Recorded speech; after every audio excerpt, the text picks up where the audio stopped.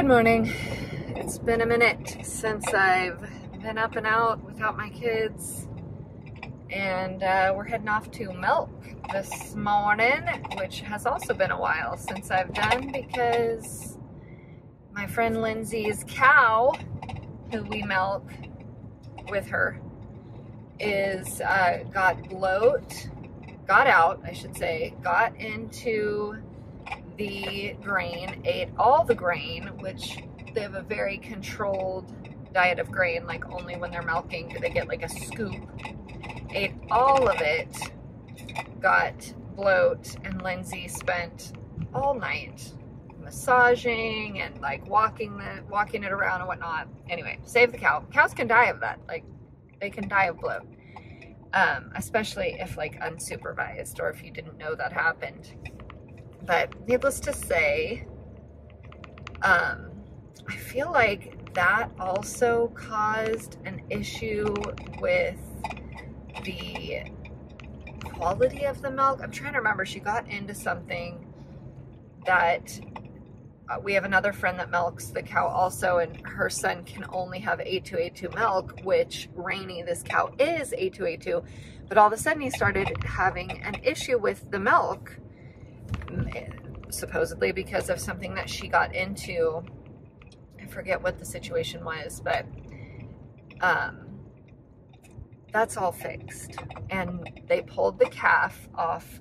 We were doing calf share, so it was like, you know, if you didn't want to milk, you could just have the cow and calf be together and the milk would go to the calf and it would be fine. Or you could milk once a day or once every other day, or, you know, twice a week or whatever. Well, she pulled the calf, so now they have to milk every day.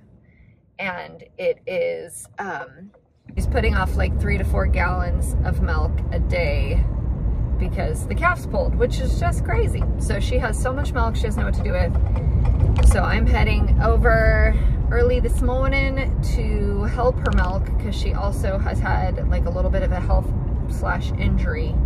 And so it's really hard for her to do the whole milking process. Granted, I'm still slightly recovering from my carpal tunnel surgery in my wrist. So the two of us are just gonna see what a couple of moms, homestead homeschool moms can pull off, which I think is probably a lot. I think we could pull off a lot. So I'm gonna see how much milk I can snag and make some yogurt and butter and all of the things with it. Oh, you might be wondering why we're not milking our own cow, and that is because we just haven't started. She has never been milked before, as you know, and so we didn't fully get her trained before the calf came, because the calf came like 2 months earlier than, not early like prematurely, but earlier than we were told to expect calf, and we were gone on our trip, and so we just didn't get her trained to come into the stanchion. And since we've been back, we just haven't like prioritized that because she kind of, you know, she's gotten situated with the calf. Anyway, we may end up selling them together as a pair because the timing was weird, or we might raise up the calf because it's a heifer calf. We're unsure. We might end up deciding to milk her later, but we're going to do machine milking, so we still have to buy a machine, and we just have got a million other things that came up in front of that, which is so sad. This is like, I feel like this is how it goes sometimes on a homestead when you're also working other jobs and doing other things, is that you're like, okay, this is the project we're focused on, and then something thwarts that, and then it takes you forever to circle back around to that project because some other thing has taken priority.